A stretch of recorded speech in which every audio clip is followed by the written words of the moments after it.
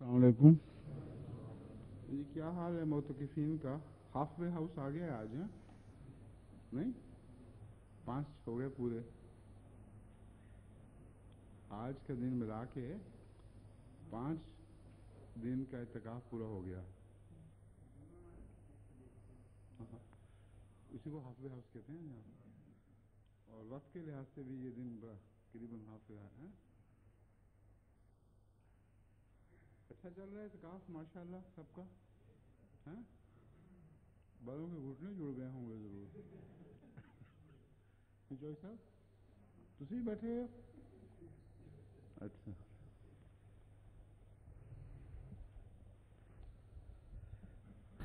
اعوذ باللہ من الشیطان الرجیم، بسم اللہ الرحمن الرحیم. وماذا علیہم لو آمنوا باللہ والیوم الآخر وانفقوا مما رزقهم اللہ وکان اللہ بہم علیما.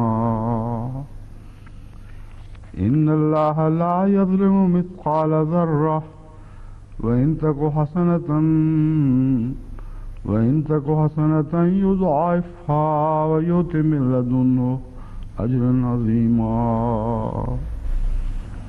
فكيف إذا جئنا من كل أمة بشهيد وجئنا بك على هؤلاء شهيدا. يومئذ يود الذين كفروا وعصوا الرسول لو تسوى بهم الأرض ولا يكتمون الله حديثا.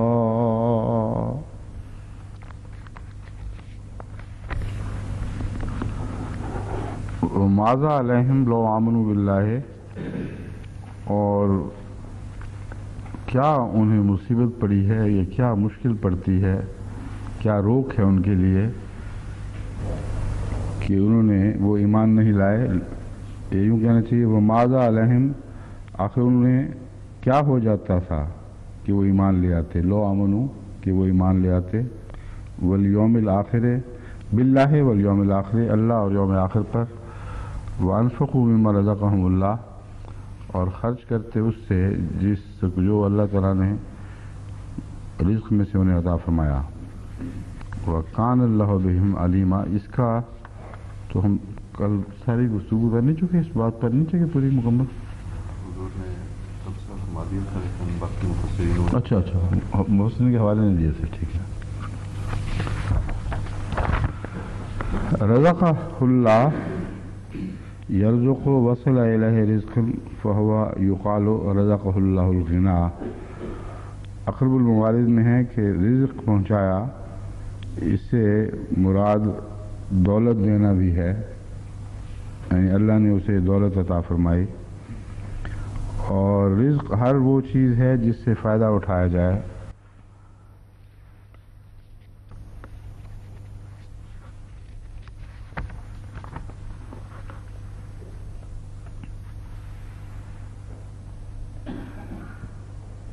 المفردات امام راغب میں ہے کہ رزق سے مراد وہ جاری عطیہ ہے جو خواہ دنیاوی ہو یا اخروی. اسی طرح نصیب کو بھی رزق کہتے ہیں، وہ چیز جو کھائی جائے اور غذا کا حصہ بنے اسی بھی رزق کہتے ہیں. اور وہ چیز جو غذا کے طور پر جسم کا حصہ نہ بنے مگر ذہنی غذا ہو، یعنی علم، اسے بھی رزق کہتے ہیں، جیسے رزقت علما.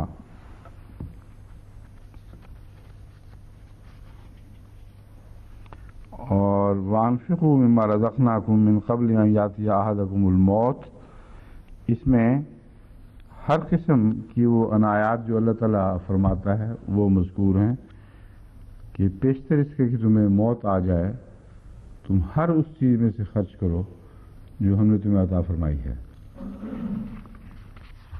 اب یہ جو معنی ہے اس پہلو سے انسان کی کا جو احتساب کا مضمون ہے وہ اور بھی زیادہ پھیل جاتا ہے. اب دن تھوڑے رہ گئے ہیں احتساب کے رمضان میں اور مضمون پھیل گیا ہے. یعنی ہر وہ چیز جو خدا نے ہمیں عطا فرمائی ہے، کیا ہم اس میں سے خرچ کرتے ہیں؟ کس طرح خرچ ہو سکتی ہے ہر وہ چیز؟ اس دائرے کو آپ پھیلائیں تو اہل و عیال کا دائرہ بھی سامنے آئے گا۔ کیا ہم اپنی بیویوں کو دینی کاموں پر آمادہ کرتے ہیں اور ان کو ترغیب دیتے ہیں کہ وہ کچھ نہ کچھ وقت دینی کاموں پر بھی خرچ کریں؟ کیا ہم نے اپنی اولاد میں سے کوئی وقت کیا ہے؟ مما کا مطلب یہ نہیں کہ سب کے سب، کچھ نہ کچھ، یا اولاد کو دینی خدمت پر آمادہ کرنے پر مستعد رہتے ہیں تاکہ جو کچھ خدا نے ہمیں اس پہلو سے رزق دیا ہے اس میں بھی ہم دین کا حصہ ڈال دیں۔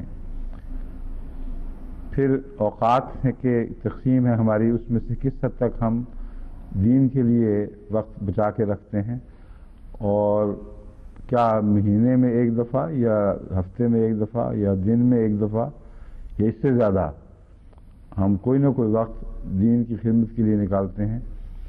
اس میں جہاں تک عبادات کا حصہ ہے وہ تو روزانہ ہوتی ہی ہیں خدا کے فضل کے ساتھ، مگر دوسری صلاحیتیں عبادات کے علاوہ جن میں مال، جان، وقت، دماغ، علمی صلاحیتیں، یہ وہ صلاحیتیں ہیں جن کی میں بات کر رہا ہوں، ورنہ محض وقت کے لحاظ سے تو عبادت کے لیے روزانہ وقت نکلتا ہی ہے۔ تو یہ مضمون بہت پھیل جاتا ہے، یعنی محاسبہ بہت پھیل جاتا ہے، اور انسان کو غور کرتے رہنا چاہیے اس پہلو سے کہ وہ کون سی مجھے ایسی خدا نے چیز عطا فرمائی ہے جو میرے پاس پڑی ہے مگر میں نے کبھی اس میں سے خرچ نہیں کیا خدا کے لیے۔ یہ مضمون اگر انسان بالارادہ اپنی ذات میں جاری کرے تو اس کے سامنے بہت ہی دلچسپ مواقع ایسے نئے ابھریں گے جو پہلے یوں ہی بے توجہی کے شکار تھے اور خیال نہیں جاتا تھا، لیکن اس طرح آپ کو موقع مل سکتا ہے ان چیزوں میں کچھ خرچ کرنے کا۔ مثلا ڈاکٹر ہے پروفیشنل، جبکہ اس کے پاس آتا ہے باقاعدہ پروفیشنلی، وہ اس میں پابند ہے اس کو دیکھ بھال کا، اس کے علاج کا، اور اس کے بدلے خواہ مریض سے پیسے ملیں یا حکومت سے ملیں وہ کچھ حاصل کرتا ہے۔ یہ انفاق میں نہیں آئے گا، یہ الگ مضمون ہے۔ انفاق میں وہ یہ حصہ آئے گا کہ ڈاکٹر ایک پیشہ ور اپنے پیشے میں سے کچھ محض خدا کی خاطر بغیر دنیاوی معاوضے کے بنی نوع انسان کی خدمت پر خرچ کرے۔ بس اس پہلو سے احمدی ڈاکٹر خدا کے فضل سے بہت نیک نمونہ رکھتے ہیں، اور دنیا کے ہر ملک میں جہاں تک بھی میرا علم ہے احمدی ڈاکٹروں کا، ان میں شاذ ہی کوئی ہو جو میرے علم میں نہیں، جو اپنے پروفیشن کو محض بنی نوع انسان کی خدمت کے لیے استعمال نہ کرتا ہو۔ تو پروفیشن کو بھی استعمال کرنا، ایک استاد ہے تو وہ اپنے تعلیمی صلاحیتوں کو مفت بعض ضرورت مندوں کے لیے خرچ کرے، یہ وہ ساری باتیں ہیں جو رزقناہم ینفقون کے اندر آتی ہیں، اور امام راضی نے اسی لیے ان کی طرف مختصر اشارہ کر دیا کہ اس وسیع دائرے میں رزق خرچ ہو تو پھر اس آیت کا مفہوم پورا ہوگا۔ بس اب اس سے واپس جائیں، ماذا علیہم لو آمنوا باللہ والیوم الآخر وانفقوا مما رزقہم۔ اس آیت نے یہ مزید تعیین کر دی ہے کہ خود بظاہر اچھے خرچ بھی کرو تو وہ بیکار جائیں گے اگر اللہ کے حوالے سے نہ کیے جائیں، اور اللہ کے حوالے سے خرچ کرنے میں ایک فطرتی آسانی بھی پیدا ہو جاتی ہے، کیونکہ جس شخص نے کچھ دیا ہو اگر وہ واپس مانگے تو انسان زیادہ آسانی کے ساتھ وہ خرچ کرتا ہے اس کے کہ کوئی ایسا مانگے جس نے نہ دیا ہو، یا کسی ایسی جگہ خرچ کی تلقین ہو جہاں ایک بے تعلق چیز ہو۔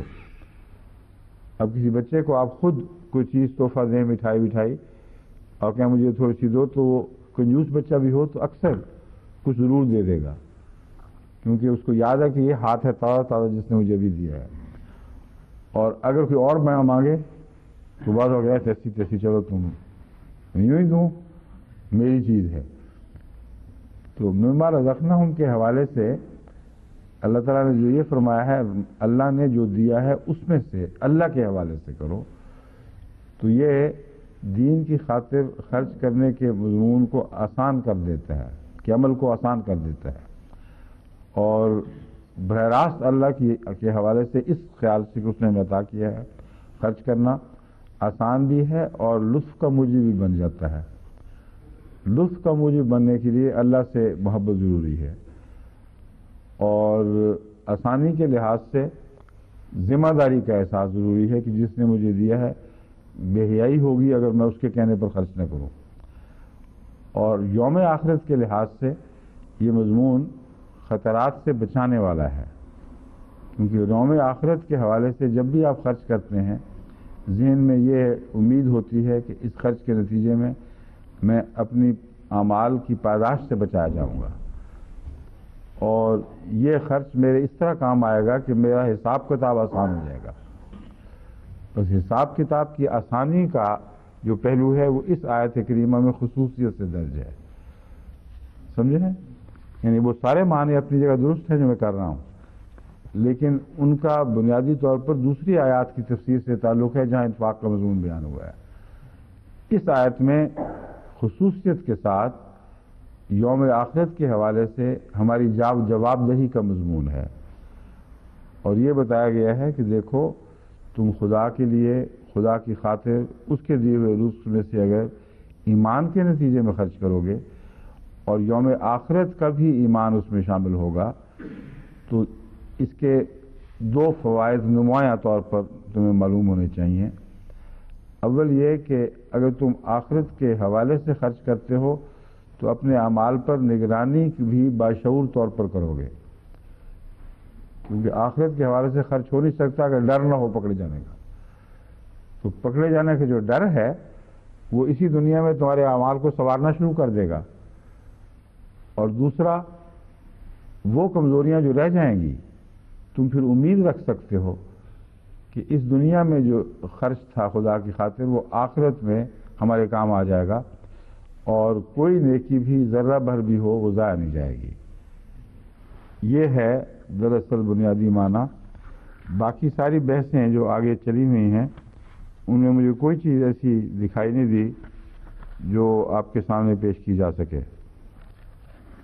ریا اور فخر کی خاطر خرچ کرنے والوں کو حال بیان ہوئے، وہ میں پہلے سب باتیں آپ کے سامنے بیان کر چکا ہوں.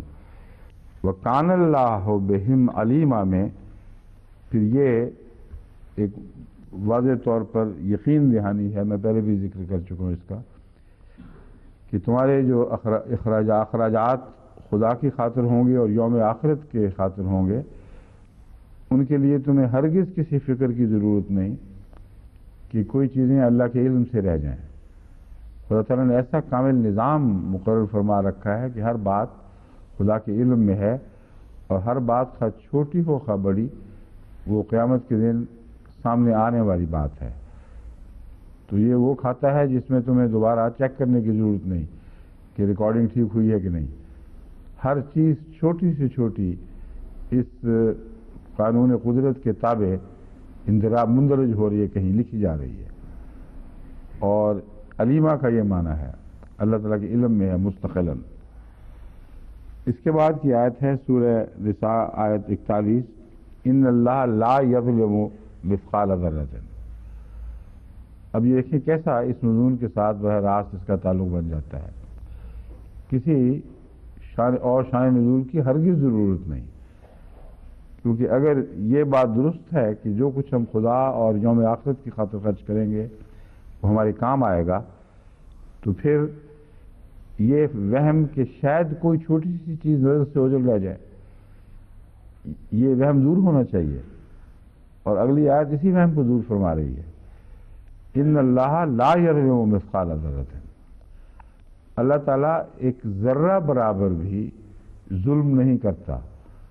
اور یہاں ظلم کے معنی جیسا کہ آگے میں بیان کروں گا حوالوں سے، اس میں اندھیرے بھی ہیں، نظر انداز ہونے کے بھی ہیں، کوئی چیز جو نوٹس میں آنی چاہیے تھی وہ نوٹس میں نہیں آ سکی، کوئی چیز جس کی داد ملنی چاہیے تھی وہ داد نہیں دی گئی. یہ سارے ظلم کی قسمیں، یہ ساری ظلم کی قسمیں ہیں. چنانچہ پھر فرمایا وَإِن تَكُ حَسَنَةً يُضَاعِفْهَا. ہاں ایک اور بات بھی ہے کہ اگر چھوٹا سا ذرہ بدی کا ہو وہ بھی نظر میں سے نظر انداز نہیں ہوگا خدا تعالیٰ کے، اس لیے نگرانی کی بڑی ضرورت ہے. لیکن چھوٹا سا ذرہ نیکی کا بھی نظر انداز نہیں ہوگا اگر تمہیں وہم ہے کہ وہ نیکی ضائع ہو جائے گی. آئندہ اس کے بعد ایک دوسرا احسان کا مضمون شروع ہو گیا ہے. جہاں تک نیکی کا تعلق ہے ان تک حسنۃ یضاعفھا، وہ جو اللہ تعالیٰ کا بینک ہے اگلی دنیا کے لیے، اس میں نیکیاں بڑھتی رہیں گی اور بدیاں نہیں بڑھیں گی. بدیاں زیر نظر تو آئیں گی، یہ خیال کہ بدیاں نظر انداز ہو جائیں گی یہ بالکل جھوٹ ہے. وہ تمام کی تمام بدیوں کی تفصیل محفوظ ہے اور قیامت کے دن کھاتے میں داخل ہوگی. لیکن اس فرق کے ساتھ کہ بدیاں تو بینے ہی اتنی ہی رہیں گی جیسی تھیں اور نیکیاں بڑھتی رہیں گی اس عرصے میں. اور یضاعفھا ان نیکیوں کو بڑھاتا رہے گا دو طریق پر. ایک تو یہ کہ قانون ہے کہ جب تم کسی کے پاس چیز جمع کراتے ہو، اگر وہ محسن ہے تو وہ اس عرصے کے لیے، جس عرصے کے لیے تمہارے تصرف سے نکل کر اس کھاتے میں جا چکی ہے، اس کا کچھ منافع دیتا رہتا ہے. دنیا میں یہ اصول جو ہے وہ سود پر منتج ہوا ہے اور اس کے تابع سود کا مضمون جاری ہوا جو منفی پہلو زیادہ رکھتا تھا اس لیے حرام قرار دے دیا گیا. مگر اللہ نے اس کے بدلے اپنا بینک کا نظام جاری کر دیا تاکہ کسی کو یہ خطرہ نہ ہو، یہ وہم نہ ہو کہ خدا تعالیٰ نے سودی مواقع سے ہمیں محروم کر دیا، اب یہ پیسہ کہاں جائے، نقصان ہی کا سودا ہوا. اللہ تعالیٰ فرماتا ہے اس سے بہت بہتر ایک نظام ہے جو میری راہ میں خرچ کرنے کا نظام ہے. اس میں چھوٹی سی چھوٹی نیکی بھی جو تم سے جاری ہو، وہ نیکی ایسے کھاتے میں جمع ہو گئی ہے جو وقت کے ساتھ ساتھ اس نیکی کو بڑھاتا چلا جائے گا. اور وہ جو ایکومولیشن کا نظام ہے، ویلتھ ایکومولیٹ ہو رہی ہے ویلتھ کے ایک ذرے کے گرد، وہ اتنا عظیم ہے کہ دنیا کے جو سودے ہیں ان کے مقابلے پر بالکل حقیر اور بےمانی ہو جاتے ہیں. لیکن صرف یہی نہیں، وَيُؤْتِ مِن لَدُنْهُ أَجْرًا عَظِيمًا، بڑھائے گا ایک قانون کے تابع، مگر وہاں اس پر اکتفا نہیں کرے گا. پھر وہ کھاتا کھلا ہو کھل جائے گا جس کا کوئی شمار ہی نہیں، جس کی حد و حساب ہی نہیں ہے. پھر وہ اپنی طرف سے بھی مزید اس میں تحفے ڈالے گا، اپنے حصے ڈالے گا. یہ جو مضمون ہے یہ آئندہ دنیا کے جزا کو لامتناہی بنانے کا جواز بتا رہا ہے. ورنہ جتنا عمل ہو، جیسا کہ ہندو فلسفہ ہے، اتنی ہی جزا ہونی چاہیے. مگر قرآن کریم نے اتنی ہی جزا کا مضمون انصاف کے تقاضوں کے تابع محض بدی تک محدود رکھا ہے. جہاں تک نیکی کا تعلق ہے اتنی ہی جزا دینا یہ کوئی احسان، یہ کوئی انصاف نہیں ہے، بلکہ نیکی پر احسان کا مضمون صادق آتا ہے. کیونکہ نیکی میں احسان کا معنی پایا جاتا ہے. نیکی میں کسی کی خاطر کچھ کرنا، جب یہ شروع ہو جائے تو پھر میں نے ہی اتنا دے دینا یہ تو بدخلقی ہے. تو اللہ تعالیٰ سے تو کسی بدخلقی کی توقع نہیں کی جا سکتی.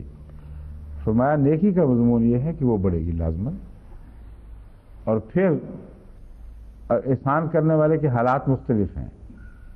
ایک نیکی کرتا ہے غیر معمولی اخلاص کے ساتھ اور کامل توحید کے جذبے سے سرشار ہو کر کلیتاً ہر ذہنی جو صلاحیت ہے اس کو خدا کے حضور ڈال دیتا ہے، اپنا کچھ بھی نہیں رہنے دیتا. جو کچھ بھی وہ ڈالتا ہے سب کچھ ہے مگر محدود ہے، کیونکہ انسان محدود ہے. اور اس زمانے کے لحاظ سے بھی محدود ہے، اپنے اثر اور کمیت کے لحاظ سے بھی محدود ہے، تو پھر اس کو لامتناہی جزا کیسے مل سکے گی؟ یہ ہے اگلا حصہ، وہ یوت من لدنہ اجرا عظیما، پھر اللہ اپنی طرف سے اسے بے شمار اجر عطا فرماتا ہے۔ اس کی اب جہاں تک لغت کی بحث ہے وہ میں آپ کے سامنے رکھتا ہوں۔ ثقل یثقل ثقلا، یہ خفا کی ضد ہے، یعنی ہلکا کیا، کوئی چیز ہلکی ہو گئی، اس کے مقابل پر بھاری ہو گئی۔ تو بوجھ اور وزن اور بھاری پن، یہ تینوں معنی مثقال کے اندر استعمال ہوتے ہیں، نہ ثقل لفظ کے اندر استعمال ہوتے ہیں۔ مثقال اس کا ناپنے کا پیمانہ ہے، بس ترازو کو مثقال کہتے ہیں، اور وزن کے لحاظ سے برابری ہو تو بھی مثقال کا لفظ استعمال ہوگا کہ یہ اس کے برابر ہے۔ قرآن کریم نے لفظ ثقلت اور ثقلہ کو مختلف مواقع پر مختلف معنی پر اطلاق کرتا ہوا استعمال فرمایا ہے، اور یہ آیات جو ہیں یہ ایسی گھڑیوں پر بھی استعمال ہوئی ہیں جو انسان پر بہت بوجھل ہوں گی، یا زمین و آسمان پر بہت بوجھل ہوں گی، یعنی ایسے سے سخت وقت جن کی برداشت کی طاقت نہ ہو، اس کے لیے بھی لفظ ثقلہ استعمال فرمایا گیا ہے۔ مفردات میں ہے بھاری اور ہلکا متضاد ہیں، ہر وہ چیز جسے وزن کا اندازہ کیا جاتا ہے اسے ثقیل کہتے ہیں۔ ثقیل کا لفظ اجسام اور معنی دونوں پر برابر استعمال ہوا ہے، جیسے اثقلہ الغرم والوزر، یعنی اس کو توان اور قصور نے بوجھل کر دیا، یعنی ایک شخص بہت بوجھوں تلے دبا ہوا ہو، جس میں چٹیاں بھی ہوں اور کئی قسم کی قرض، تو ان ایسے موقع پہ کہتے ہیں اثقلہ الغرم والوزر، کہ اسے مالی بوجھ اور چٹیوں نے بوجھ کے نیچے دبا دیا ہے۔ اور ثقیل کا لفظ انسان کے لیے کبھی تو مذمت کے لیے استعمال ہوتا ہے، اور یوں اکثر تعارف کے وقت استعمال کرتے ہیں، اور کبھی مدح کے لیے بھی۔ مثقال تولنے کا پیمانہ ترازو، جیسا کہ قرآن کریم فرماتا ہے وَإِنْ كَانَ مِثْقَالُ حَبَّةٍ مِّنْ خَرْدَلٍ آتَيْنَا بِهَا وَكَفَىٰ بِنَا حَاسِبِينَ، کہ اگر کوئی ایک خردل یعنی رائی کے دانے کے برابر بھی وزن رکھتا ہو، کوئی چیز وزن رکھتی ہو، ہم اسے بھی لے آئیں گے، اور ہم سے بہتر حساب کرنے والا کوئی نہیں ہے، ہم بہترین حساب کرنے والے ہیں۔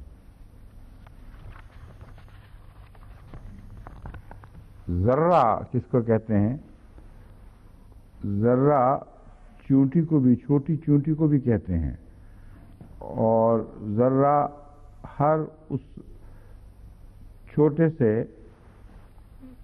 وجود کو کہتے ہیں جو اتنا چھوٹا ہو کہ ہوا کے مقابل پر ہلکا ہو جائے، اور ہوا اسے اٹھائے پھرے، اور وہ زمین پہ از خود اپنے بوجھ کی وجہ سے نیچے نہ گر سکے، تو جو ثقل سے اوپر ہو وہ ذرہ ہے، جس پر ثقل اثر نہیں کر رہا۔ بس جتنے بھی روشنی کی شعاع میں آپ کو ذرے اڑتے ہوئے دکھائی دیتے ہیں، ان کو ذرہ اس لیے کہتے ہیں کہ ذرے کے معنی میں چھوٹا ہونا، اس حد تک چھوٹا ہونا کہ بوجھ سے عاری ہو جائے چیز اور وہ فضا میں اڑتی پھرے، اس کو ذرہ کہیں گے۔ اسی لیے ذرہ کا لفظ بکھیرنے کے لیے بھی استعمال ہوتا ہے۔ جب عربی میں کہیں گے ذرہ کا مادہ استعمال کریں گے تو پھر اس چیز کو فضاؤں میں بکھیرنے کے لیے بھی یہی مادہ استعمال ہوگا۔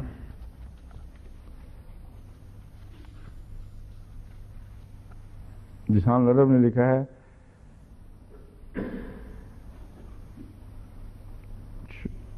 ما یرا فی شعاع الشمس الداخل فی النافذۃ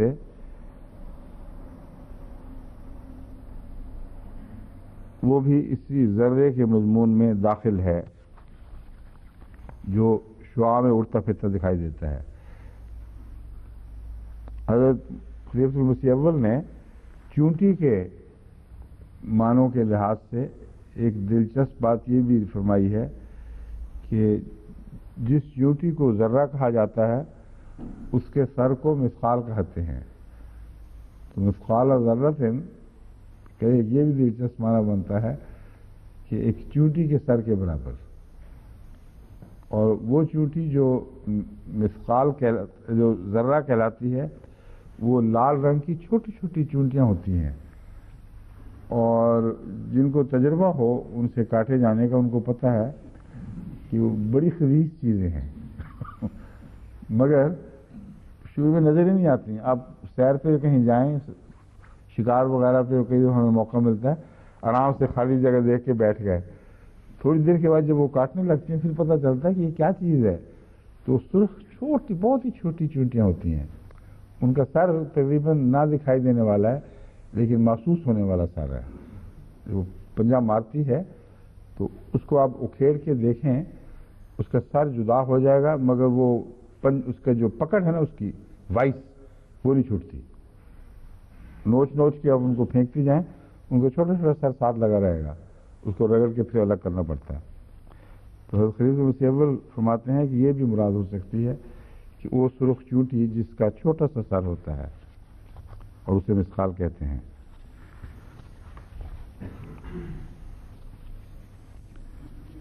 جنت اور جہنم کے تعلق میں مثقال و ذرۃ کی بحث اٹھا دی گئی ہے اب، کہ جس طرح ہمارے عمران صاحب نے کل سوال اٹھایا تھا کہ جہنم دائمی ہے تو پھر ختم کیسے ہوگی، دوام اور ختم ہونا تو اکٹھے نہیں چل سکتے، اس کا میں نے جواب دے دیا تھا۔ اب جنت کے دائمی نہ ہونے، جہنم کے دائمی نہ ہونے کے ذکر میں کچھ حدیثیں بیان کی گئی ہیں۔ ابو سعید خدری رضی اللہ تعالیٰ عنہ سے روایت ہے اور یہ صحیح مسلم کتاب الایمان سے لی گئی ہے۔ اللہ تعالیٰ اہل جنت کو جنت میں اپنی رحمت سے داخل کرے گا اور اہل النار کو دوزخ میں داخل کرے گا، پھر فرمائے گا جس کے دل میں رائی کے ذرے کے برابر بھی ایمان ہے اسے باہر نکالو۔ انہیں اس حال میں نکالا جائے گا کہ وہ کوئلے کی طرح جلے ہوئے ہوں گے، انہیں نہر الحیات یا نہر الحیا، راوی کہتا ہے مجھے یاد نہیں حیات فرمایا تھا یا حیا فرمایا تھا، نہر الحیا میں ڈالا جائے گا یا نہر الحیات میں، اس پر وہ اس دانے کی طرح جو پانی کے بہاؤ کی طرف اگتا ہے تیزی سے اگیں گے۔ کیا کبھی تم نے دیکھا نہیں کہ وہ دانہ کس طرح زرد لپٹا ہوا اگتا ہے، اس کے گرد ایک غلاف سا ہوتا ہے زرد رنگ کا، وہ اس سبزی سے عاری ہوتا ہے۔ اس وقت جو زرد کہنا ہے رسول حضور اکرم صلی اللہ علیہ وسلم کا یہ بے مقصد نہیں ہے، کیونکہ جتنی بھی گروتھ یعنی نامیاتی بڑھوتی ہے وہ کلوروفل کی محتاج ہے، اور روشنی سے کلوروفل اس کو انرجی میں تبدیل کرتا ہے، لیکن جو شروع میں کونپل نکلتی ہے وہ زرد رنگ کی ہوتی ہے، اس کے اندر ہی کچھ مادہ ہے جو تحلیل ہوتا ہے اور پھر اس کے اندر وہ پہلے کلوروفل پیدا کرتا ہے پھر وہ لیتا ہے۔ تو بہت باریک نظر سے حضور صلی اللہ علیہ وسلم نے اس مثال کا مطالعہ فرمایا اور ہمارے سامنے اس کو کھولا کہ جس طرح دنیا میں بعض دفعہ ابتدا میں بالکل زرد کونپل سی نکلتی ہے اور پھر اس کے اندر سے ہی وہ چیز پیدا ہو جاتی ہے جو اس کے اندر بڑھوتی کا عمل جاری کر دیتی ہے، اسی طرح وہ چونکہ کوئلے کی طرح جلے ہوئے ہوں گے، جب ان کو زندگی عطا ہوگی تو پہلے وہ ہلکا سا زرد سا وہ خول سا یا زرد پتا سا ہوگا جس کے اندر وہ لپٹے ہوئے ہوں گے، پھر وہ خدا تعالیٰ کے فضل کے ساتھ وہ کھلنا شروع ہوگا، اس کے اندر سے پھر وہ نامیاتی مادہ سر نکالے گا جو روحانی پرورش کے لیے ضروری ہے۔ اب کچھ حدیثیں بیان ہوئی ہیں جن کے متعلق وہ غور طلب بات ہے کہ اگر اس کی تشریح نہ کی جائے واضح طور پر تو الجھن والی باتیں ہیں بعض. مثلا عبد المطلب کے متعلق نہ ابو طالب کے متعلق ابن عباس سے روایت ہے، اور یہ روایت سند کے لحاظ سے بڑی قوی ہے، یعنی صحیح بخاری میں ہے، سوائے اس کے کہ ہمارے راویوں کی چھان بین کرنے والے کوئی راوی نکالنے بیچ میں سے، ورنہ بظاہر تو بڑی پختہ سند ہے، لیکن مضمون ایسا ہے جس پہ تعجب ضرور ہوتا ہے. کہتے ہیں ابن عباس کہ میں نے ابو طالب کے متعلق پوچھا کہ یا رسول اللہ انہو کانا یہوتوں کا و یغضب لکا، کہ وہ آپ کو فائدہ پہنچایا کرتے تھے اور آپ کی خاطر دوسروں پر غضبناک ہوا کرتے تھے. یہودوں کا مطلب ان کو گھیر لیتے تھے، حفاظت کرتے تھے، اور یا ترجمہ لکھا ہوا آپ کی خاطر دوسروں سے ناراضگی مول لیتے رہے. مگر یغضب لکا کا یہ مطلب تو نہیں ہے. یغضب لکا کا مطلب ہے آپ کی خاطر دوسروں پر ناراض ہوتے رہے کہ نہ کرو ایسا. قالا نام، آپ نے فرمایا ہاں. جواب سوال یہ تھا حل نفعت ابا طالب، کیا اس بات نے ابو طالب کو کوئی نفع پہنچایا ہے؟ یہاں تک تو بات بالکل درست ہے کہ حضرت صلی اللہ علیہ وسلم کی خاطر جو انہوں نے غیر معمولی اپنے قبائل کے سرداروں کی دشمنیاں مول لی ہیں اور آخر وقت تک آپ کے حفاظت سے پیچھے نہیں ہٹے، اس کی کوئی جزا ہونی چاہیے. اور اگلی جو جزا بیان ہوئی ہے وہ مجھے یقین نہیں ہے کہ وہ رسول اللہ صلی اللہ علیہ وسلم نے فرمائی ہو، کیونکہ بہت اتنی بڑی بات کے بعد اتنی چھوٹی سی بات یہ ہو نہیں سکتا. اور جہاں تک ان کے مشرک ہونے کا تعلق ہے اس کے متعلق ہمارے پاس کوئی روایت ایسی نہیں، کوئی سند نہیں کہ ابو طالب واقعتاً بت پرست تھے. اگر یہ ثابت ہو جاتا تو پھر اس بات کا امکان تھا، احتمال تھا کہ یہ روایت ان معنوں میں پوری آئے، صادق آئے. اب یہ نیکی کا ذکر ہے بڑا بھاری اور بڑی عظیم نیکی ہے، اس کے جواب میں کہ فائدہ ہوا تو کیا فائدہ ہوا؟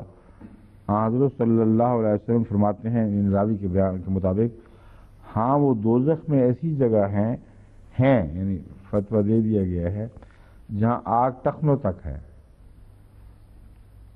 اگر وہ میری اس طرح مدد نہ کرتا جو تم بیان کر رہے ہو تو پھر وہ نچلے جہنم کے درجے میں ہوتا. اب ٹخنوں تک آگ ہونا بھی کوئی معمولی بلا تو نہیں ہے. اس لیے یہ جواب عجیب سا ہے جو میرے دل کو بالکل نہیں لگتا کہ اتنا بڑا ایک نیکی کا مقام ہے محمد رسول اللہ کی حفاظت کرنا اور سب کی ناراضگی مول لے کر، اور پھر ذاتی شرک ثابت نہ ہو. اس کے بعد یہ خدا چھوٹی سی جزا دے گا، مجھے نہیں یقین آتا. یعنی یقین اس لیے نہیں آتا کہ مجھے یقین ہے کہ حدیث درست ہی نہیں ہے، ورنہ اگر درست ہے تو پھر میرے یقین کی کوئی بحث نہیں رہتی. پھر حضور صلی اللہ علیہ وسلم عارف باللہ ہیں، آپ بہتر جانتے ہیں کہ کیا بات ہے.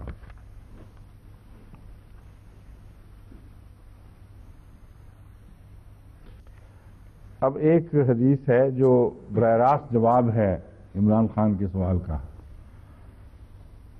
وہ ہے ابو سعید خدری سے روایت ہے کہ حضرت صلی اللہ علیہ وسلم نے فرمایا ہر اس شخص کو آگ سے نکال لیا جائے گا جس کے دل میں ذرہ برابر بھی ایمان ہوگا. اب سوال یہ کہ کیا ایسے لوگ بھی ہیں جن کے دل میں ذرہ برابر بھی ایمان نہ ہو؟ اگر ایسے لوگ ہوں تو پھر ان کو نہیں نکالا جائے گا.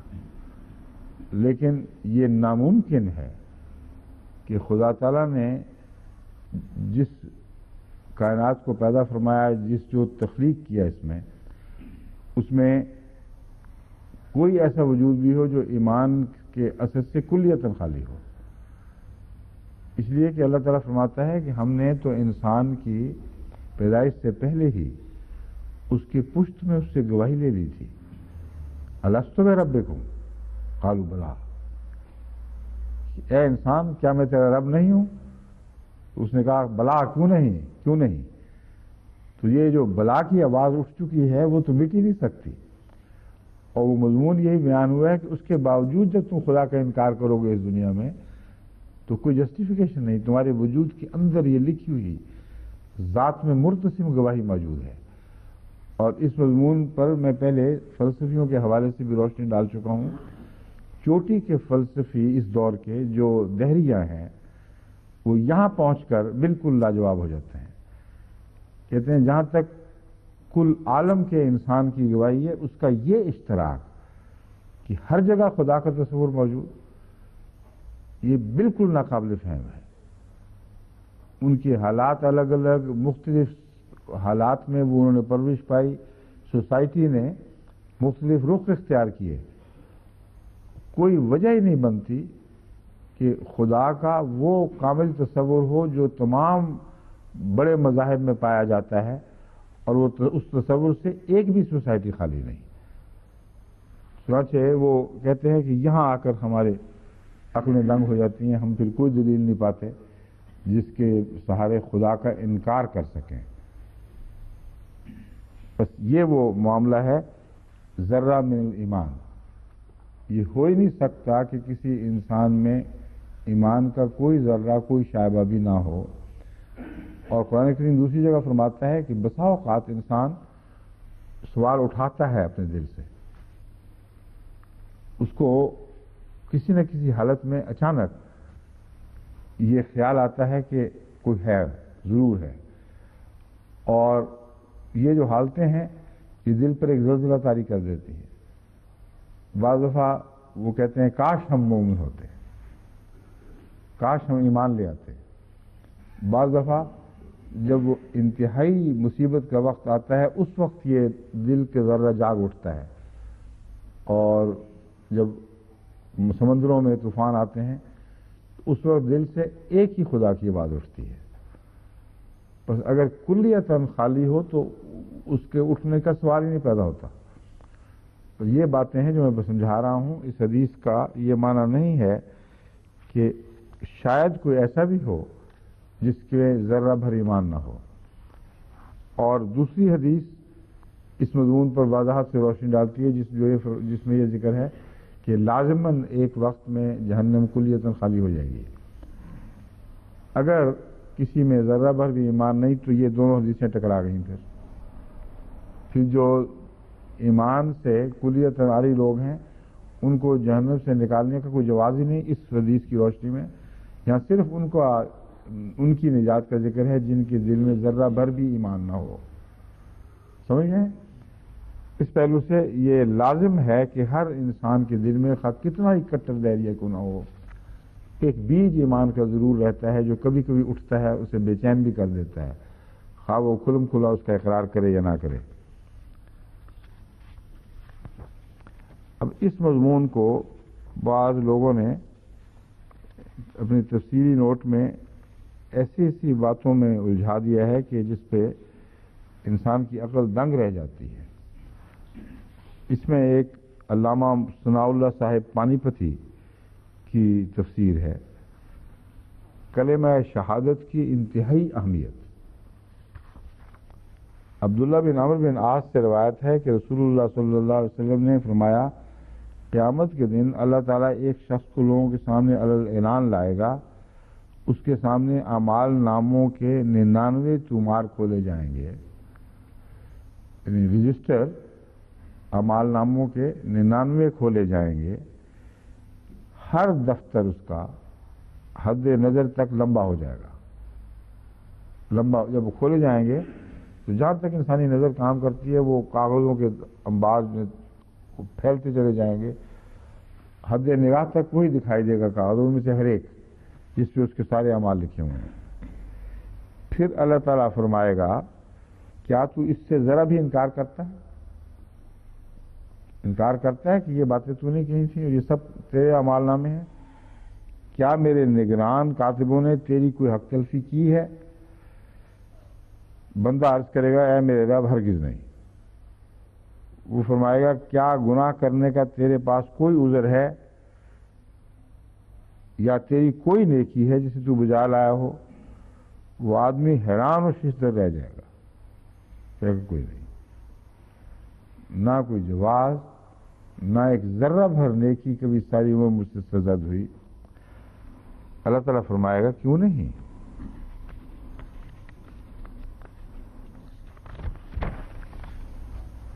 ہمارے ہاں تو تیری ایک نیکی درج ہے، اور اس نیکی کی وجہ سے آج تجھ پر کوئی ظلم نہیں کیا جائے گا۔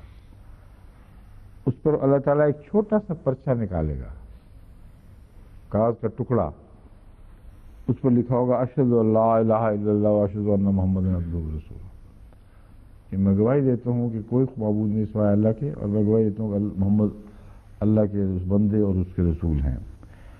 اللہ تعالیٰ فرمائے گا کہ اپنی اس نیکی کا وزن پیش کرو۔ اول تو جس شخص نے یہ کہا ہو پورے صمیم قلب کے ساتھ کہ لا الہ الا اللہ محمد رسول اللہ، اس کے اعمال پر اس اقرار صالح کا اتنا بھی اثر نہ ہو کہ ہر گناہ وہ کرے اور ایک ذرہ بھی نیکی نہ کرے، یہ تضاد ہے جو ناممکن ہے، یہ تصور میں بھی نہیں آ سکتا۔ اگر ہزار راوی بھی گواہی دیں جو ثقہ کہلاتے ہوں تو محمد رسول اللہ صلی اللہ علیہ وسلم یہ نہیں بیان فرما سکتے۔ جو یہ فرماتے ہیں من قال لا الہ الا اللہ دخل الجنہ، اور اس کی تشریح یہ منظور فرماتے ہیں، کسی یہ مراد نہیں کہ منہ سے کہہ دو اور عمل گندے رہیں۔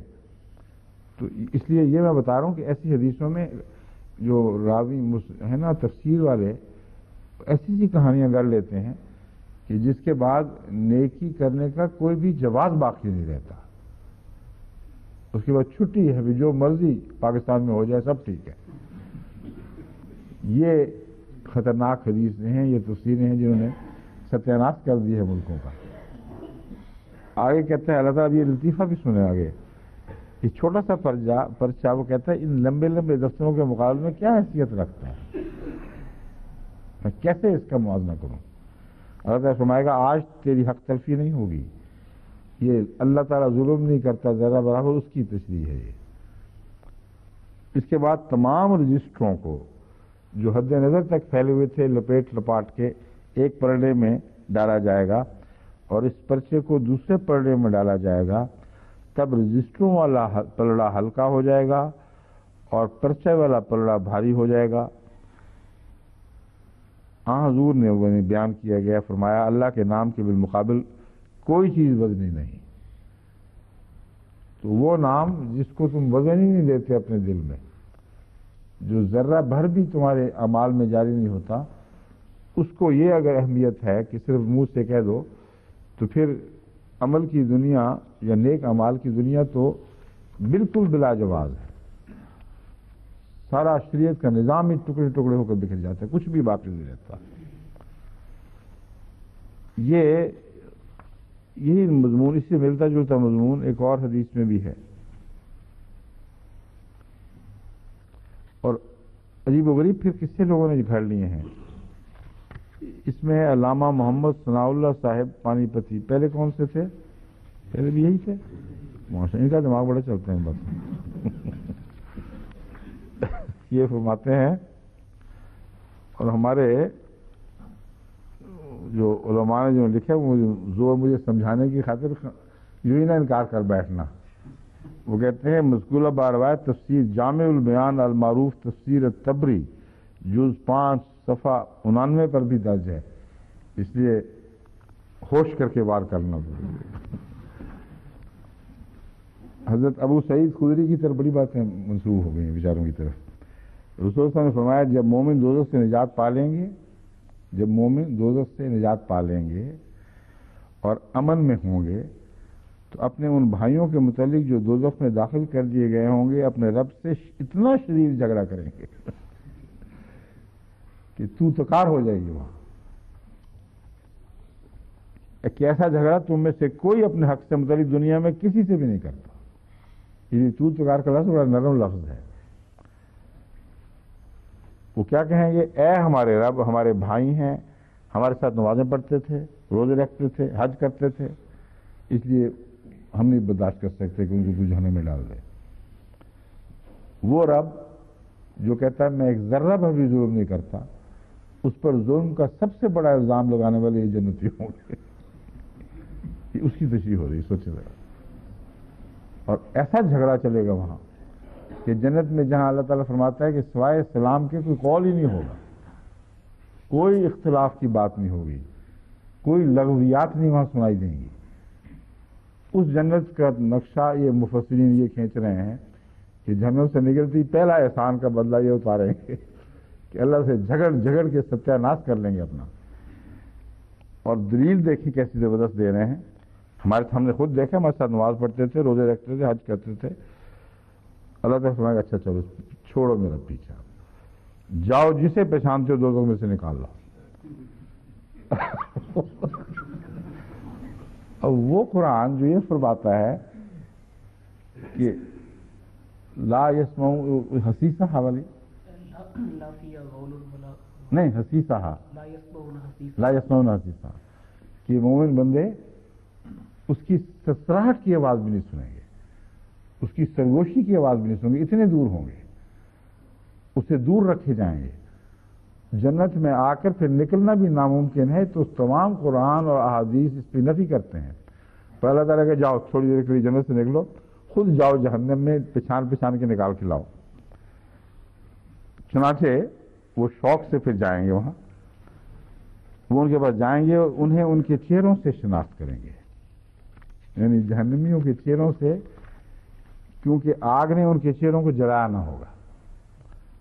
اور قرآن کریم فرماتا ہے کہ جہنم میں ساروں کے چہرے، ہر جہنمی کے چہرہ ایسا جھلسا جائے گا کہ وہ ناقابل یہ تصور مضمون ہے جو قرآن کریم اس کو پیش کرتا ہے. ہم فیہا کالے ہوں، اس میں بھونے ہوئے کالے سیاہ ہوئے جلے ہوئے چہرے ہوں گے. تو یہ کہتے ہیں ان کے چہروں کو آگ نہیں چھوئے گی. ہاں کسی کو آگ نے نصف پنڈلیوں تک جلایا ہوگا، کسی کو ٹخنوں تک، اور یہ ان کو نکال لیں گے.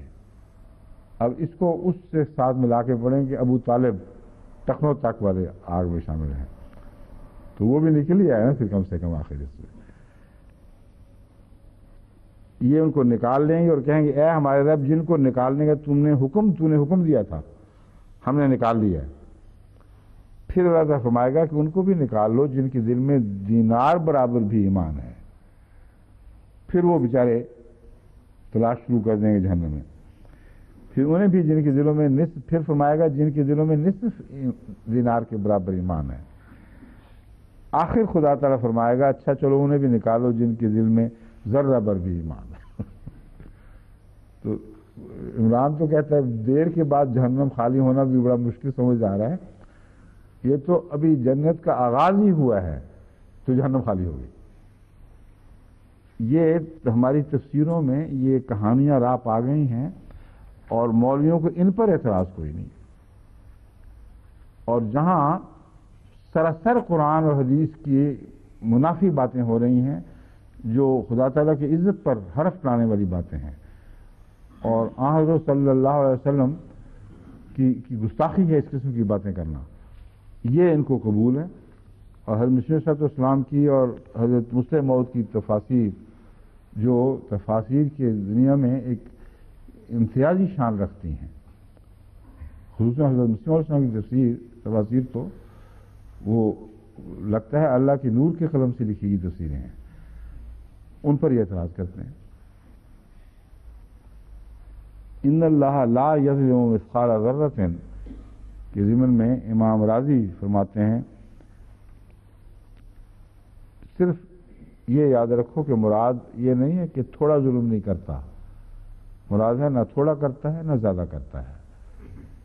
ذرہ بھی کا معنی ہے نہ کہ ذرہ.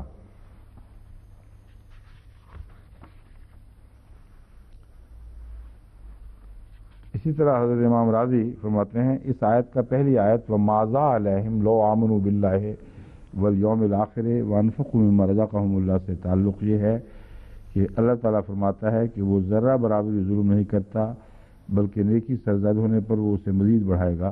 یہ بات میں پہلے خود ہی بات کھول چکا ہوں. مسقال ذرۃ کے لفظ کے تابع علامہ ابو حیان اندلسی فرماتے ہیں اللہ تعالیٰ نے حقیر اشیاء کی مثال ذرہ برابر کے لفظ سے دی ہے. یہ ظلم کی کلیت نفی کے لیے عظیم مبالغہ یا ظلم سے کلیت دوری کا اظہار ہے. اس آیت سے پتہ چلتا ہے کہ ذرہ کا بھی کچھ وزن ہے، جبکہ یہ بھی کہا گیا ہے کہ ذرہ کا کوئی وزن نہیں ہوتا. چونکہ ذرہ کی وہ تعریف کی گئی عربی لغت میں کہ بے وزن ہے اس لیے اڑتا پھرتا ہے، تو یہ انہوں نے نوٹ کی ہے بات امام اندلسی نے، جو میں آپ کے سامنے رکھنا چاہتا ہوں کہ جہاں لوگوں نے پرانے علماء نے محنتیں کی ہیں وہاں بعض بہت باریک معاملات تک پہنچے ہیں. تو کہتے ہیں لغت تو کہتی ہے اس کا وزن ہی کوئی نہیں ہوتا، اور قرآن کہتا ہے کہ وزن ہوتا ہے، تو یہ کیا مسئلہ ہے؟ سوال اٹھا دیا. اس کا جواب یہ ہے کہ وزن ہوتا ہے مگر ہوا سے ہلکی ہوتی ہیں، اس لیے قرآن ہی سچا ہے، لغت جھوٹی ہے. لغت جو کہتی ہے کہ چونکہ اڑتے ہیں اس لیے وزن کوئی نہیں، ان کو یہ نہیں پتا کہ وزن تو ہے مگر ہوا کا وزن ان سے زیادہ ہے، اس لیے اس وزن کے مقابل پر آ کر وہ ہلکے ہو جاتے ہیں. تو قرآن کا بیان وزن کہنا ذرے کو، جبکہ ذرہ کا عربوں میں تصور ہے ہی بے وزنی کا، یہ قرآن کریم کی سچائی کی دلیل ہے.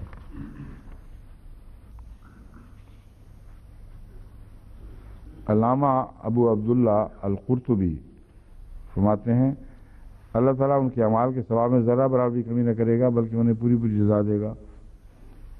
یہ تو وہی عام بات ہے جو ترجمہ ہے دوسرے لفظوں میں.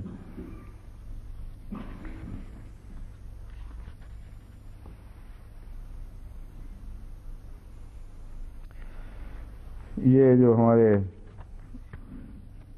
ثناء اللہ پانی پتی صاحب ہیں، انہوں نے ایک اور نقطہ نکالا ہے اس میں سے. وہ کہتے ہیں اس میں اشارہ یہ ہے کہ اللہ تعالیٰ نے کافروں کے لیے جو عذاب مہین تیار کیا ہے وہ سراسر انصاف ہے، بلکہ ان کو عذاب نہ دے گا تو یہ ظلم ہوگا.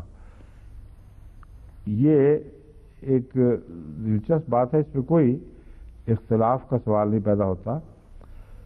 جہاں کوئی سزاوار ہو کسی سزا کا، بے وجہ اس سزا کو اس سے ٹال دینا، اس کو انہوں نے ظلم قرار دیا ہے. حالانکہ اس کو رحم اور احسان کے تابع بھی بیان کیا جا سکتا تھا. عدل کے خلاف بات تب ہو کہ خدا مالک نہ ہو. اس لیے اگرچہ بظاہر یہ حکمت کی بات ہے مگر یہ مضمون عیسائی عقیدے سے تعلق رکھتا ہے، مسلمان عقیدے سے تعلق نہیں رکھتا. عیسائیوں نے یہی اعتراض اٹھایا ہے کہ اگر کسی جو گناہ گار کو معاف کر دیا جائے تو یہ خدا تعالیٰ کے کامل تصور عدل سے منافی بات ہے، اور خدا تعالیٰ عادل ہے.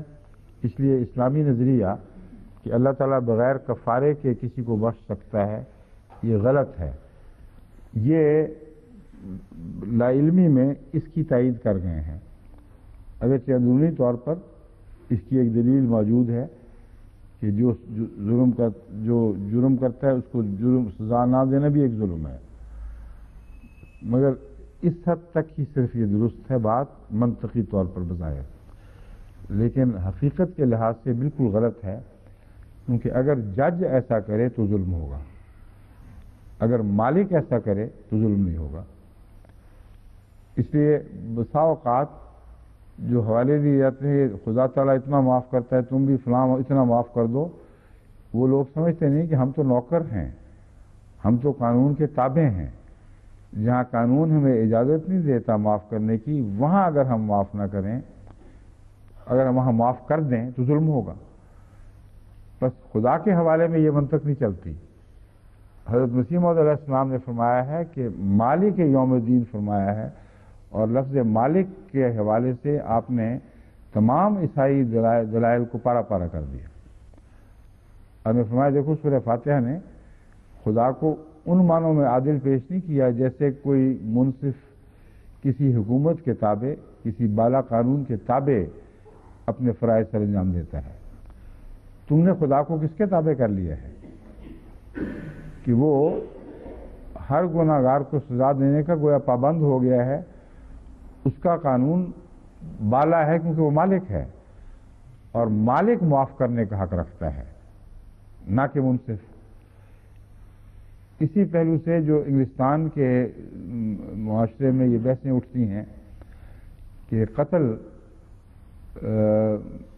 کی سزا، قتل کیپٹل پنشمنٹ، یہ مناسب ہے یا نہیں ہے، جب یہ سوال اٹھتا ہے تو پھر وہ کہتے ہیں ہم معاف کر دیتے ہیں ہر قاتل کو، اس کی سزا موت نہیں دیں گے بلکہ ہلکی دے دیں گے، یہ انسانی قدروں کی حفاظت یا ان کی لطافت کے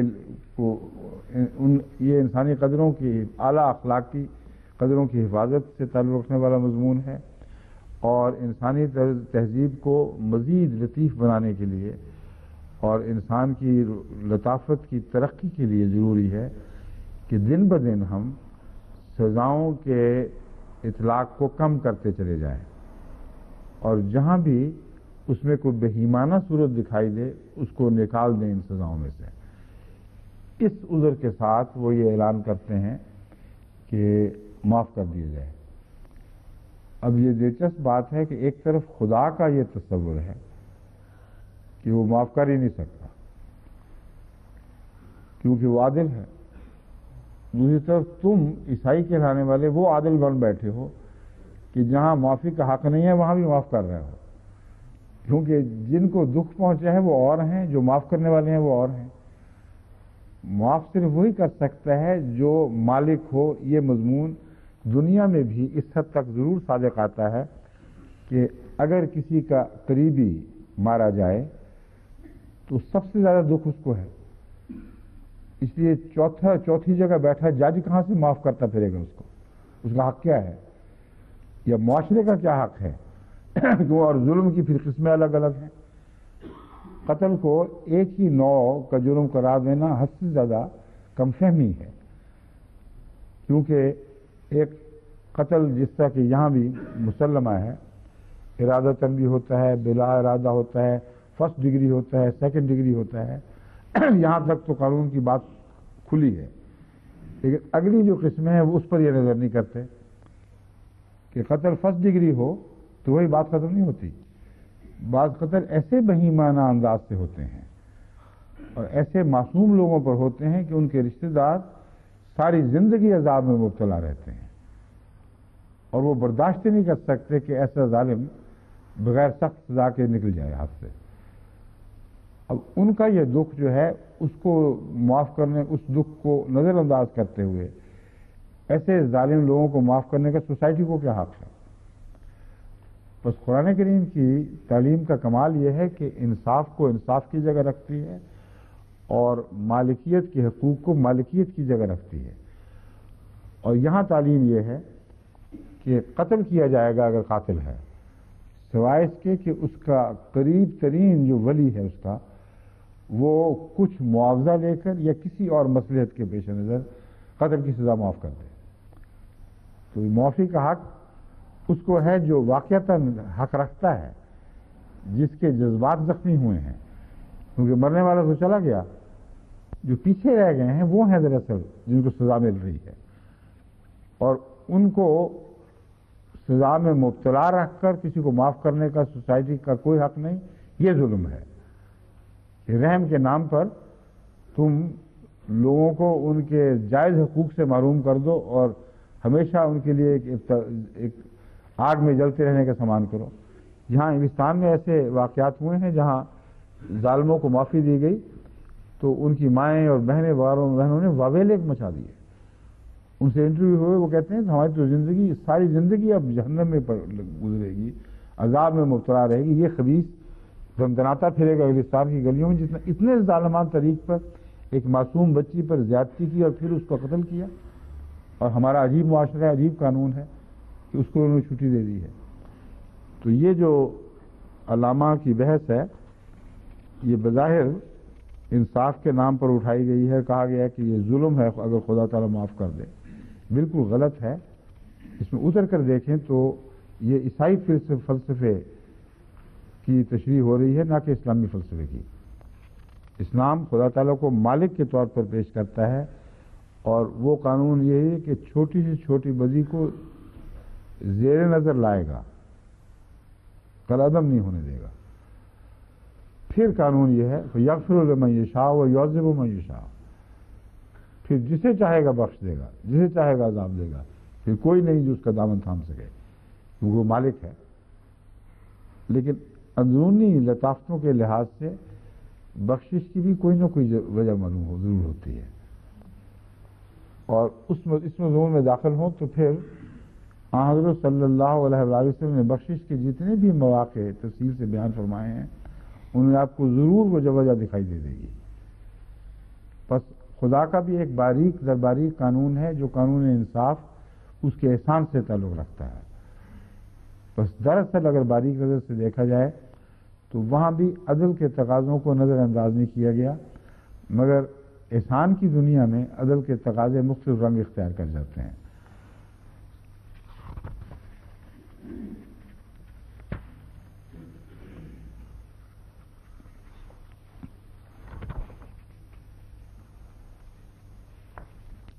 جہاں حضرت مسلم موعود کا ایک نوٹ اس میں شامل ہے، جہاں یہ سوال اٹھایا گیا ہے وَإِن تَكُ حَسَنَةً يُضَاعِفْهَا، سوال پیدا ہوتا ہے کہ جب یضاعف فرمایا تو ملدنہ کے کیا معنی ہوئے؟ اگر ملدنہ میں یضاعف آ جاتا ہے تو پہلے یضاعف الگ کیوں فرمایا؟ اس کی وجہ یہ ہے کہ ایک انعام وہ ہوتا ہے جو ایسی طرز پر ہوتا ہے کہ وہ عمل کے بدلے میں ملتا ہے، اس کے لیے قرآن کریم کے محاورہ میں یضاعف آتا ہے، اور ایک انعام اس کے علاوہ ہوتا ہے، اس کے لیے ملدن ہوتا ہے۔ مثلا نماز پڑھنے پر ایک وہ انعام ملتا ہے جو اس کا نتیجہ ہے، یعنی اس کا روحانی نتیجہ، اور ایک وہ انعام ملتا ہے جو روحانی انعام ملتا ہے، ایک وہ انعام ملتا ہے جو اس کا نتیجہ ہوتا ہے، یعنی اس کا روحانی نتیجہ نکلتا ہے، اور روحانی انعام ملتا ہے اس کو مضاعف کہتے ہیں۔ اگر اس کے نتیجہ میں علاوہ روحانیت کے جسمانی انعام بھی ہو تو وہ ملدن ہو کہلائے گا۔ جہاں تک میری ذاتی تشریح کا تعلق ہے، جس کو میں سمجھتا ہوں اور میں بیان بھی کر چکا ہوں کہ وہی دراصل مراد ہے۔ اکثر جگہ میں نے تفسیری نوٹ اس لیے نہیں پڑھے کہ وہ مواد میں رائج ہیں اور اویلیبل ہیں، اور اگر وہ شروع کر دیے جائیں تو بہت سا حصہ ہمارے وقت کا اسی پر خرچ ہو جائے گا، اس لیے میں نے وہ حوالے دے دیے ہیں، وہ پڑھے نہیں تفصیل سے۔ یہاں اس لیے پڑھنا ضروری سمجھا کہ میں جو بات کہہ رہا ہوں وہ یہ نہیں بلکہ اس کے علاوہ کچھ اور ہے۔ اس لیے علماء اب مجھے یہ نہ لکھیں کہ آپ نے حضرت مسلم موعود کی تفسیر سے الگ کوئی تفسیر کی ہے۔ میں جانتا ہوں کہ بعض معاملات میں حق ہوتا ہے انسان کا تفسیری اختلاف کا، اور یہ بھی ان معاملات سے تعلق رکھنے والا مضمون ہے۔ بس میں اپنی اس تفسیر پر قائم ہوں، اس علم کے باوجود کہ حضرت مسلم موعود نے دوسری تشریح فرمائی ہے کہ ملدنہ کا مضمون جزا کو لامتناہی کرنے کے لیے ہے، جبکہ اس سے پہلے اس کی جزا کا مضمون اسی آیت میں بیان ہو بھی چکا ہے۔ وَإِن تَكُ حَسَنَةً يُضَاعِفْهَا، یضاعفہ کا مضمون نیکیوں کے بڑھنے اور اس کی بڑھتی ہوئی جزا کے ساتھ تعلق رکھتا ہے۔ وَيُؤْتِ مِلَّدُنْهُ أَجْرًا عَظِيمًا میں ان نیکیوں کے حدود سے باہر ایسے احسانات کا ذکر ہے جن کی کوئی انتہا نہیں ہے، اور وہ محض اللہ تعالیٰ کی لامحدود رحمانیت کے نتیجے میں وجود میں آتے ہیں، اور اسی کے نتیجے میں جنت کا لامتناہی اور ابدی ہونا ہے۔ بس میں اس کو پڑھ کر دوبارہ میں اس تفسیر پر اصرار کر رہا ہوں۔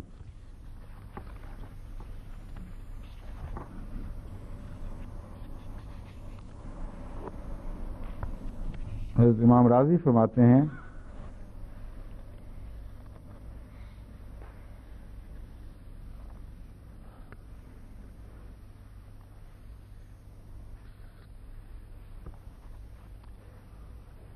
اللہ تعالیٰ نے رسولوں سے شہادت لے گا کا ذکر فرمایا ہے، مگر یہاں تو نہیں وہ فرمایا، وہ تو اگلی آیت میں ہے، وہ تو اس آیت سے کوئی تعلق نہیں رکھتا۔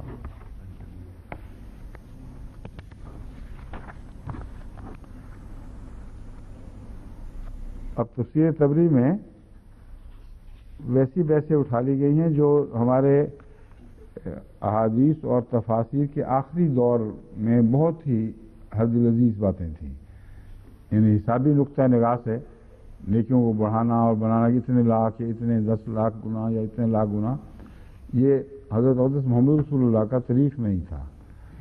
اور قرآن کریم بھی جب خدا کے فضل سے جزا کو باندھتا ہے تو پھر لا متناہی ذکر فرماتا ہے، جتنا چاہے جب چاہے جس طرح چاہے وہ عطا فرما دے۔ ان میں سے ایک ابو جعفر تبری نے یہ حدیث رکھی ہے، ابو عثمان نہدی کہتے ہیں۔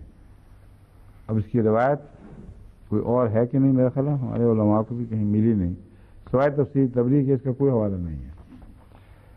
علامہ نادی کہتے ہیں میں حضرت ابو ہریرہ سے ملا، ابو عثمان نادی کہتے ہیں، کس سے کہا انہوں نے کچھ پتہ نہیں، کہتے ہیں میں حضرت ابو ہریرہ سے ملا، مجھے پتہ چلا اور پوچھا ان سے کہ مجھے پتہ چلا ہے کہ آپ کہتے ہیں نیکی کو 10 لاکھ گنا بڑھایا جاتا ہے، 10 لاکھ گنا بڑھایا جاتا ہے، یہ آپ کہتے ہیں۔ وہ کہنے لگے کس چیز نے تجھے اس کے بارے میں تعجب میں ڈالا ہے؟ خدا کی قسم میں نے تو رسول اللہ صلی اللہ علیہ وسلم کو یہ بھی فرماتے ہوئے سنا ہے کہ اللہ تعالیٰ نیکی کو 20 لاکھ گنا بڑھا دے گا۔ اب یہ باتیں رسول اللہ صلی اللہ علیہ وسلم کی طرف منسوب انہوں نے کر تو دی ہیں، پر اللہ معاف کرے ان کو۔ ہم نے تو حضرت صلی اللہ علیہ وسلم کی وہ احادیث جو پختہ اور صحیح اور قطعی ہیں ان میں اس قسم کے مضمون کبھی نہیں دیکھے۔ وہاں 10 گنا کا ذکر ملے گا جیسا کہ قرآن کریم میں ملتا ہے، پھر اور بڑھانے کا ذکر ہے، پھر اور بڑھانے کا ذکر ہے، یہاں تک کہ وہ مضمون لامتناہی ہو جاتا ہے۔ تو منیمم جو ہے وہ 10 گنا کا قانون ہے جو اس دنیا میں بھی جاری رہتا ہے، اور اس کے بعد پھر 100 گنا کا قانون بھی قرآن کریم میں ملتا ہے، پھر یضاعف لمن یشاء کا مضمون ہے بس، اور باقی حسابی نسبتیں ختم ہو جاتی ہیں۔ اس لیے یہ حدیثیں جو اس قسم کی بنا لی گئی ہیں میرے نزدیک کی نہ کوئی سند ہے نہ یہ قابل قبول ہیں۔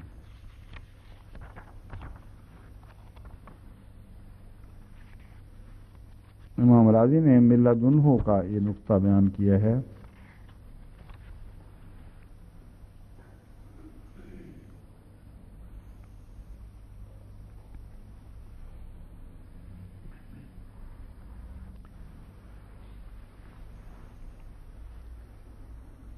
بہت اعلیٰ مضمون امام راضی نے اس سے نکالا ہے۔ وہ کہتے ہیں کہ ملت انہوں کا جہاں تک تعلق ہے اس کا یضاعف ہا سے فرق میرے نزدیک مجھے یہ سوجا ہے، کہتے ہیں میرے دل میں یہ بات آئی ہے کہ اضافہ ثواب کے اعتبار سے ہے، یعنی لفظ یضاعف ثواب کے اعتبار سے ہے، اور ملت انہوں کا تعلق اللہ تعالیٰ کی رویت اور محبت اور معرفت کی لذت کا احساس جو ہے اس سے ہے۔ یعنی جزا کا جہاں تک جنت کی جزاؤں کا تعلق ہے وہ یضاعف سے تعلق رکھتا ہے۔ میرا دون سے مراد اپنی ذات سے اپنی رویت کی لذتیں نعمتیں عطا کرنا، اپنی محبت میں لذتیں بڑھا دینا، اور اس کو اس قسم کا گویا کہ ایسے نئے احساسات میں بدلنا جو عام لوگ سوچ بھی نہیں سکتے۔ تو احساسات کا ایسا ارتقاء جس کے نتیجے میں اللہ تعالیٰ کی محبت کی لذت محسوس کرنے کا مادہ بڑھتا چلا جائے، وہ کہتے ہیں میرے دل میں یہ بات آتی ہے کہ ملت انہوں میں یہ بھی مضمون ہو سکتا ہے، اور یہ حضرت امام راضی کی بات میرے دل کو بھی خوب لگی ہے۔ میں سمجھتا ہوں کہ اچھا نقطہ ہے جو بیان فرمایا ہے۔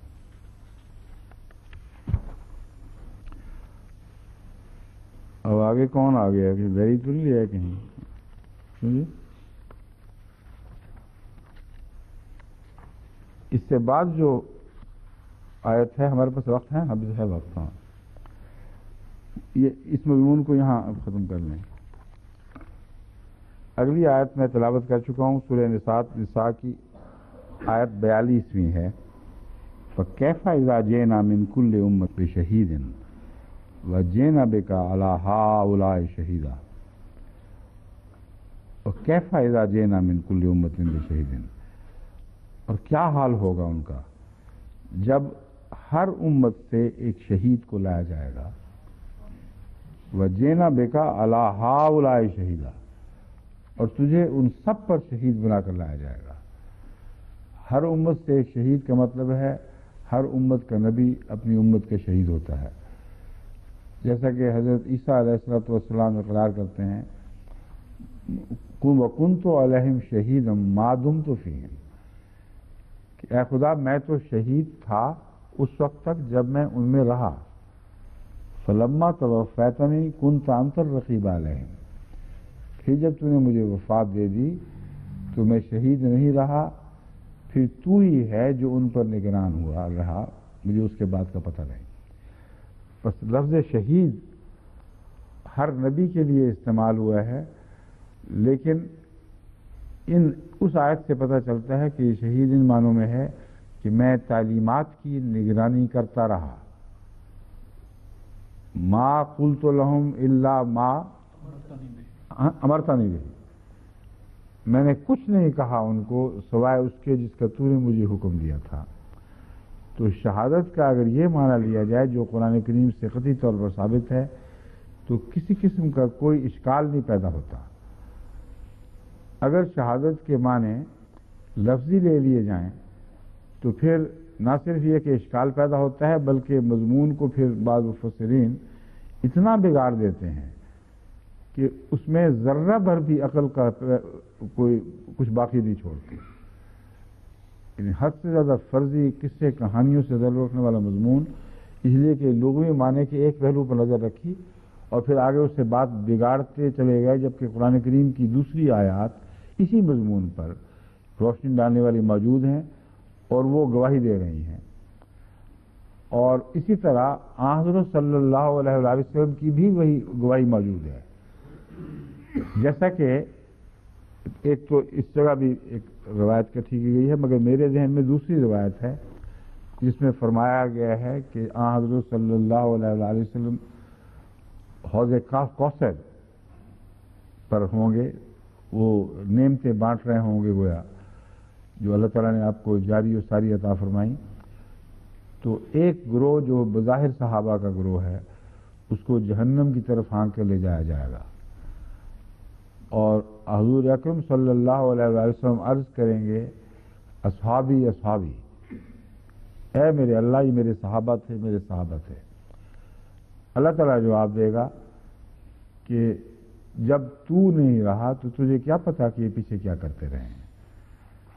بس شہادت کا مضمون دونوں جگہ زندگی تک اطلاق پاتا ہے اور زندگی سے باہر نہیں، اور یہ مضمون ہر شخص واحد کے عمل کی نگرانی سے تعلق نہیں رکھتا، کیونکہ حضرت صلی اللہ علیہ وآلہ وسلم کی زندگی میں بھی کثرت سے منافقین موجود تھے، بنتے رہے، اصلاح بھی ہوتی رہی، بعض بد نصیب بغیر اصلاح کے مر گئے۔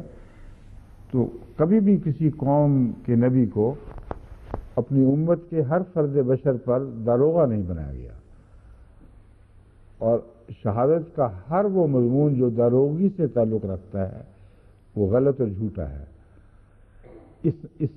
اس موقع پر۔ اور دوسرا، شہادت کا ہرگز یہ مطلب نہیں اسی پہلو سے کہ وہ جانچ رہا ہے ہر شخص کے حالات اور اعمال کو، اور قیامت کے دن وہ بدی کرنے والا انکار کرے گا میں نے تو نہیں کی، تو ہر ایسے موقع پر رسول آئے گا کہ اللہ تعالیٰ جھوٹ بول رہا ہے، میں نے دیکھا خود وہاں میں موجود تھا۔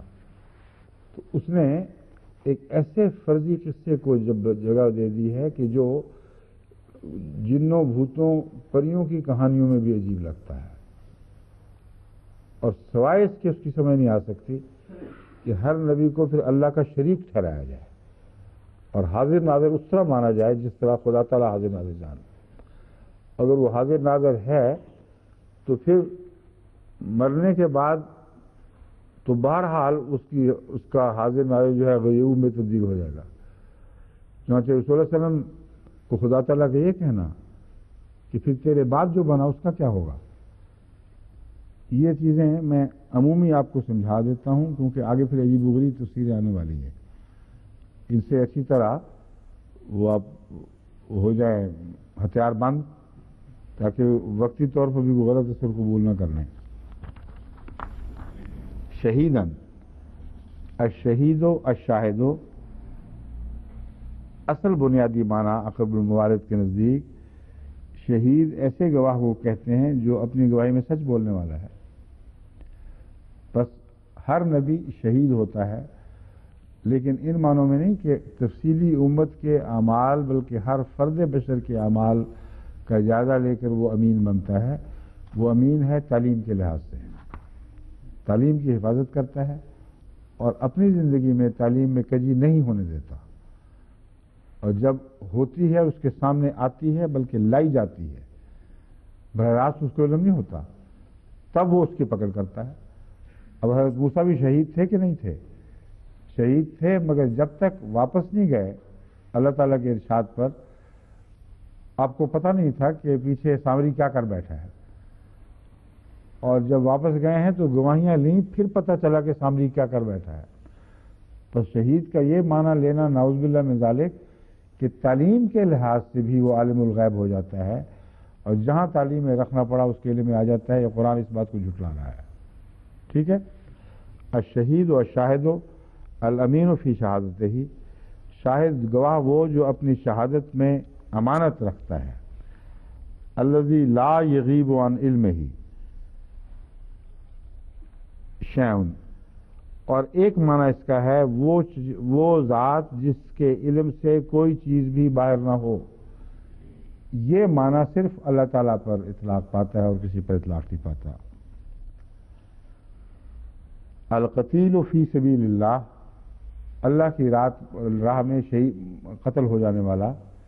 پس شہید کے مختلف معنی ہیں اور اپنے مضمون سے اکٹھے کسی پر اطلاق نہیں پاتے بلکہ الگ الگ جگہ اطلاق پاتے ہیں. الشہید حاضر کو بھی کہتے ہیں.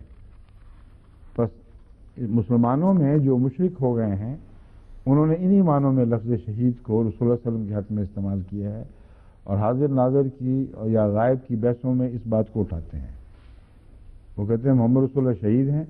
شہید کا ایک معنی حاضر ناظر کے بھی ہیں، اس لیے لازماً حضور اکرم صلی اللہ علیہ وآلہ وسلم ہمارے سب اعمال کو دیکھ رہے ہیں.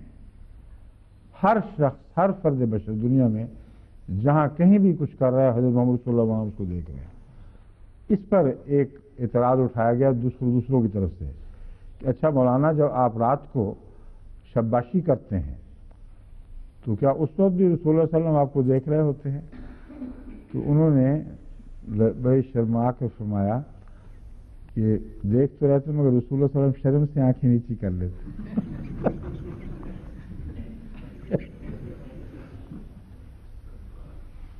وہ غیب جو ہے وہ اختیاری غیب ہے. حضور کو بڑی شرم آتی ہے کیا دیکھ رہا ہوا ہے تو آنکھیں نیچی کر لیتے.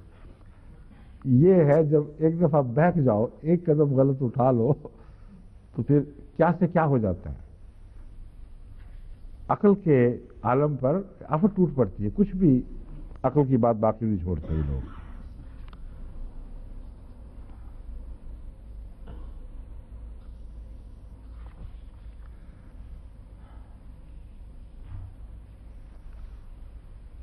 حضرت امام راغب نے جو مختلف معنی بیان فرمائے ہیں ان میں شہود کا معنی معائنہ کے بھی ہیں.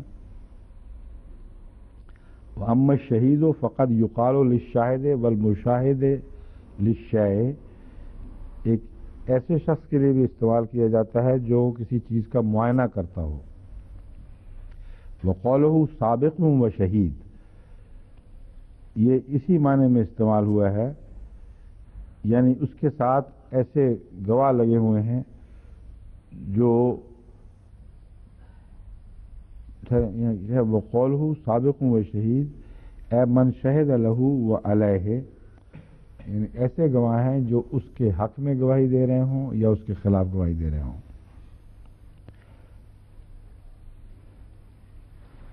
فکیف اذا جینا من کل امت بشہید وجینا بک علی ہؤلاء شہیدا.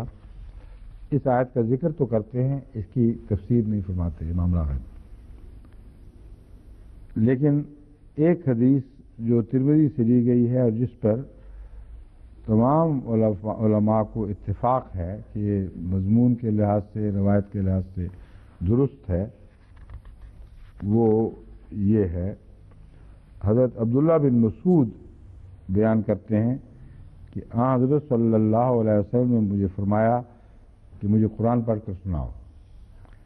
میں نے عرض کی کیا میں آپ کو قرآن پڑھ کر سناؤں جن پر قرآن نازل ہوا ہے؟ فرمانے لگے ہاں، میں کسی اور سے قرآن مجید سننا چاہتا ہوں. اس پر میں نے سورہ نساء کی آیت پڑھی شروع کی. کہتے ہیں جب میں اس آیت پہ پہنچا جینا بک علی ہؤلاء شہیدا، تمام نبیوں کو میں شہید کر کے لاؤں گا اور تمہیں ان سب پر شہید بناؤں گا. کہتے ہیں میری نظر پڑی تو حضور کی آنکھوں سے آنسوں کی جھڑیاں لگی ہوئی تھی، روتے روتے اسی بند کی. اس پر یہ کہتے ہیں پھر میں ٹھہر گیا کیونکہ مجھ میں طاقت نہیں تھی کہ اس نظارے کو دیکھوں. فبکا حتی اضطرب، ایک روایت میں ہے فبکا حتی اضطرب لحیاہ و جفناہ وقال یا رب ھذا شہدت علی من انا بین ظہریہ فکیف بمن لم ارہ. یعنی یہ روایت جو ہے یہ اس مستند مسلمہ روایت کا حصہ نہیں ہے جس کو میں نے ترمذی کے حوالے سے پڑھی ہے. یہ در منصور میں امام سیوطی نے اس کی ایک اور شکل یوں پیش کی ہے کہ جب حضور روز پرو پڑے تو ریش مبارک اور جسم کانپنے لگے. فرمانے لگے اے میرے رب، جو میرے سامنے موجود ہیں ان کی گواہی تو میں دوں گا، لیکن ان کی گواہی کس طرح دے سکتا ہوں جنہیں میں نے دیکھا تک نہیں. یہ بات چونکہ اس مستند حدیث میں نہیں ہے، اس لیے ہرگز بعید نہیں کہ کسی بات کے راوی نے تشریح کے طور پر اپنی طرف سے بیان کی ہو، لیکن حدیث کے لفظوں میں نہیں ہے.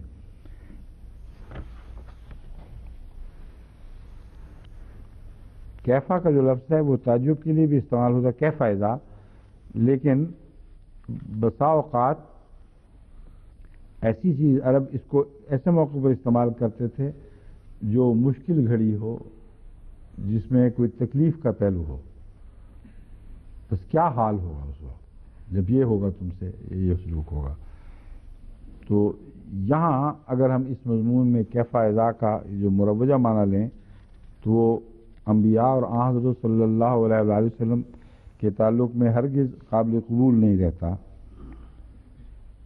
چنانچہ لکھا ہوا ہے اہل عرب کی عادت ہے کہ آئندہ ہونے والی متوقع چیز کے بارے میں کہتے ہیں کیفا بکا اذا کان کذا و کذا و اذا فعل فلان کذا و اذا جاء وقت و کذا. تیرا کیا حال ہوگا جب یہ واقعہ پیش آئے گا، جب فلاں شخص یہ فعل کرے گا، جب فلاں وقت آئے گا. اس کلام سے مراد یہ ہے کہ قیامت کے روز تم کیسے دیکھ سکو گے، کیونکہ وہ گھڑی، یعنی مطلب یہ ہے کہ وہ گھڑی کڑی ہوگی. تو یہ ڈراوے والی آیت ان معنوں میں تو ہرگز نہیں ہے کہ محمد صلی اللہ علیہ وسلم کو ڈرایا جا رہا ہو جب قیامت کے دن تجھے گواہ کے طور پر پیش کرے گا تو تیرا کیا حال ہوگا. ہرگز یہ مراد نہیں، مراد یہ ہے کہ لوگوں کا کیا حال ہوگا جب یہ گواہیاں لی جا رہی ہوں گی اور انبیاء اپنی اپنی امت پر گواہ بن کے آئیں گے تو ان کا کیا حال ہوگا. اب سوال یہ ہے کہ اگر میں اس معنی کو رد کرتا ہوں کہ موقع پر ہر شخص کی نگرانی مراد ہے اور اس کا جواب ہے، تو پھر یہ قصہ کیا ہے، قیامت کے دن کیسے گواہ بنیں گے؟